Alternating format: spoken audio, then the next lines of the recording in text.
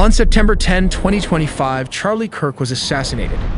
This is the possible position where the assassin had a clear line of sight from a building located about 430 feet away. The assassin squeezed the trigger and a single bullet traveled this distance and struck Charlie Kirk right in the neck. More detail all in the video ahead. Charlie Kirk was tragically assassinated at Utah Valley University in Orem, Utah on September 10, 2025. He was hosting a large outdoor debate event as part of Turning Point USA's nationally publicized tour, titled the American Comeback Tour. This event was designed as a lively debate platform called Prove Me Wrong, where Kirk invited students to challenge his political and cultural views. But first, let's orient ourselves with a bird's-eye view of the scene and the positions of everyone involved. Utah Valley University's campus is a mix of open courtyards and multi-story academic buildings. At the heart of the event was the Losee Center building, a multi-story structure adjacent to the main courtyard where Kirk's event took place. Charlie Kirk himself was positioned on an outdoor stage under a large white tent emblazoned with the tour's banner. He was sitting and speaking into a microphone, facing hundreds of students seated along the main walkway and gathered around the stage. The crowd was estimated at over 3,000 attendees, including students and visitors. Meanwhile, on the rooftop of the Losee Center building, a person dressed entirely in black was seen. This building was approximately 430 feet, about 131 meters, from where Kirk and his team were stationed on the stage. The rooftop provided a clear vantage point with open sightlines directly to the event area.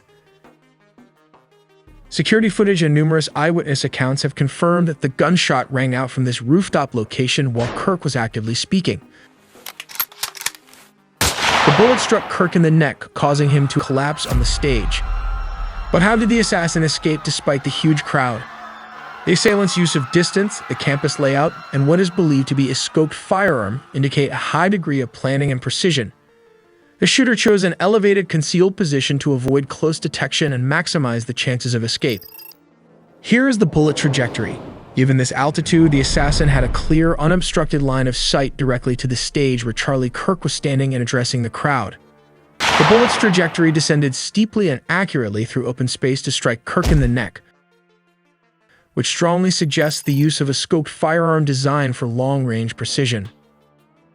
As soon as the shot was fired, the gunman likely retreated to an entrance on the top of the building. Despite security efforts, the shooter disappeared without a trace, climbing down from the building and blending into nearby campus structures or escape routes surrounding the Losee Center. Witnesses reported that panic broke out immediately after the shot. The audience scattered, seeking shelter as shouts of "Get down" and "Run" echoed across the courtyard. Campus police and Kirk's personal security team moved swiftly to secure the area and evacuate Kirk.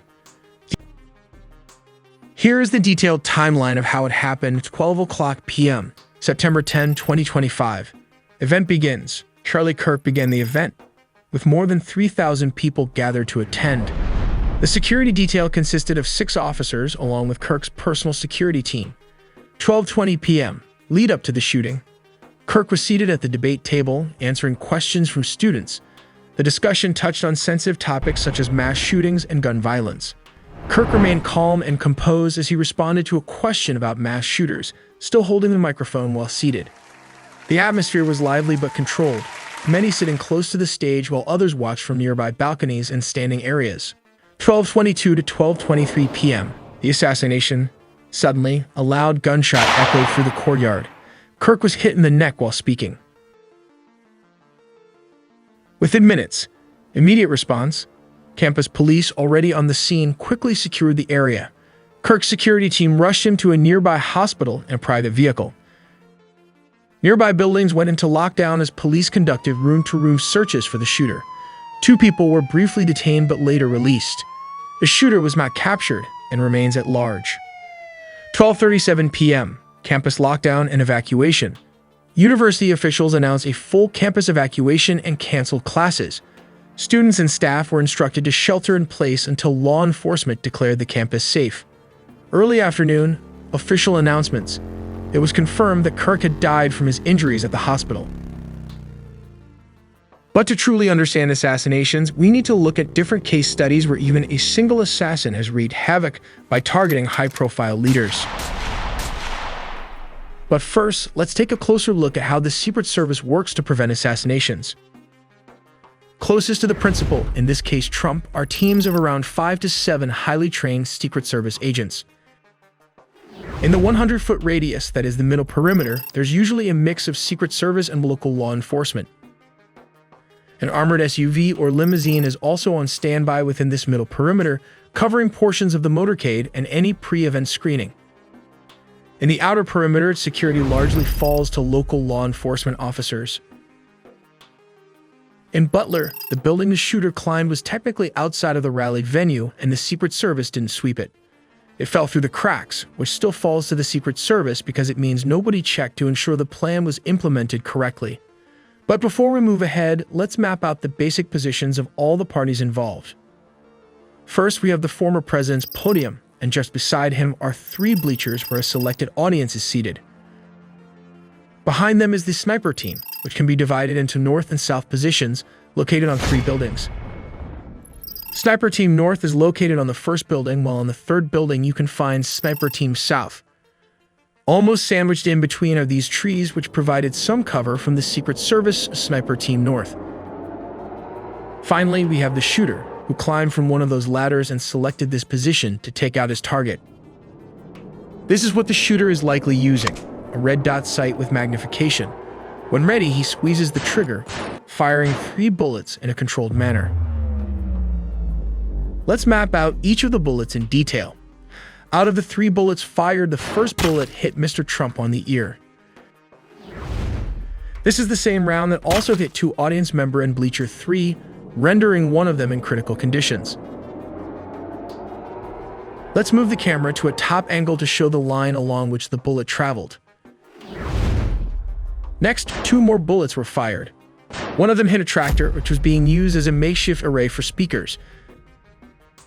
These rounds also hit a hydraulic lever, causing it to burst, almost dropping the speakers. The last 5 shots were probably fired in semi-automatic mode. One of these bullets sadly hit an attendee, and our condolences goes out to his family. In total, around 7 to 8 bullets were likely fired by the shooter. Here is a map of all the bullets fired to help you understand better. Everybody was complaining about the Secret Service sniper for taking 2 minutes to take out the shooter, but let's take a look from the sniper's point of view. First of all, we have these tree lines that could have obstructed the Sniper Team North, while the Sniper Team South had a clear line of sight. Here are 2 scenarios circulating on the internet. In scenario 1, the leaves and branches of the tree covered almost 90% of the shooter's entire position. However, for an experienced shooter, this would have been possible to manage. He might have fired the shot and took out the threat. Let's look at scenario 2. The distance from Sniper South to the shooter was around 600 to 700 feet. This is also a possible shot and can be accounted for by assuming that Sniper Team South took out the shooter from this range. When ready, he took his shot and fired his rifle with a 308 Winchester round, taking out the shooter. So maybe there was some miscommunication between the 2 teams regarding who should take out the shooter, resulting in a delay of around 2 minutes when the threat was detected on the roof. Let me know what you think in the comments section. Should the second Sniper team reacted much faster? We have here the corrected and verified timeline, from the moment Thomas Mueller Crook arrival to when the former president getting into his personal plane Trump Force One, all in the videos ahead. Thomas Mueller Crook parked his van on Lawrence Avenue. The van was also suspected of containing explosives. He got out and walked all the way to this bottling company plant, choosing the building on the right. He then climbed a ladder located there and made his way to the top of this slanted roof, also thought previously unsafe by the Secret Service director. At around 5:10, Crooks was first identified as a person of interest, and 5:30 Crooks was spotted with a rangefinder. 5:52 Crooks was spotted on the roof by the Secret Service. At 6:12 p.m. ET, Trump starts addressing his supporters and speaks for roughly 6 minutes before multiple gunfire erupts. Trump was in the middle of speaking when someone in the crowd was heard saying, "He's got a gun." As the video captured someone in the crowd repeating, on the roof, "He's got a gun," it's here that 3 shots rang out. A pause and 5 more shots in rapid succession were heard. For some unknown reason, the shooter had a clear line of sight from an elevated level well positioned as a sniper nest. Interestingly, a heavy-duty ladder was also located on the side. It might be a permanent fixture. He aimed with this AR-15, a semi-automatic rifle. At around 6:11, he aimed his sights on the former president and squeezed the trigger, releasing the bullet. At 6:11:34, Trump touched the right side of his face. At 6:11:35, Trump took cover as U.S. Secret Service agents rushed to the podium to surround him. From the top angle, this is what it looks like when replaying how the bullet missed Mr. Trump as he moved his head at the last millisecond. Interestingly, this bullet would have hit the former president if his head had been turned towards the audience as shown here in this visualization. But wait, the president didn't face just one assassination attempt. There was a second attempt just months earlier at his Trump International Golf Club in West Palm Beach. This exclusive private club offers its members world-class amenities including 27 holes of championship golf. Now let's examine the positions of Mr. Donald Trump and the shooter. Currently, Mr. Trump is positioned at the 5th hole, while the shooter was reportedly waiting behind the chain-link fences in close proximity. Based on the analysis, Trump was approximately 300 to 500 yards away from the gunman at the time, which is approximately 200 to 457 meters.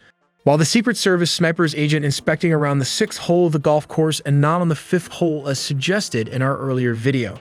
This visual representation provides a clearer understanding of the layout and the critical distance between the two individuals during the incident. Now that we've understood the gunman's position, we can piece together his actions. He arrived in a black Nissan SUV and parked somewhere in the vicinity, likely choosing a discreet location to avoid drawing attention. After extensive scouting, he began searching for the ideal vantage point, carefully timing his movements. His aim was to strike at the precise moment when Mr. Trump would reach the 5th hole of the golf course. In this animation, we observe the former President Trump traveling in this golf cart, unaware of the imminent danger. Little did he know the gunman was waiting for the last 12 hours to take his best shot at the former president. As stated, the assailant was armed with an SKS and not an AK-47, as earlier reported. As the president stepped out of the golf cart and prepared to take his shot, a Secret Service agent noticed something suspicious. The suspect had inserted the barrel of his rifle through a gap in the chain-link fence on the outskirts of Trump International Golf Course. This took place at approximately 1:28 or 1:29 p.m. The moment the rifle barrel emerged through the chain fence, the Secret Service acted swiftly. Shots were fired at around 1:30 p.m., neutralizing the threat before the gunman could execute his plan. The suspect, identified as Ryan Wesley Routh, 58, intended to create shock and awe, capturing the entire incident on his GoPro camera. His objective was to sow division among the American people and potentially incite a civil war. Upon inspecting the sniper's location, investigators discovered 2 bags and a ceramic tile, items that may have been part of his setup or escape plan. We also make original engineering content, so please subscribe and hit the notification bell for more videos.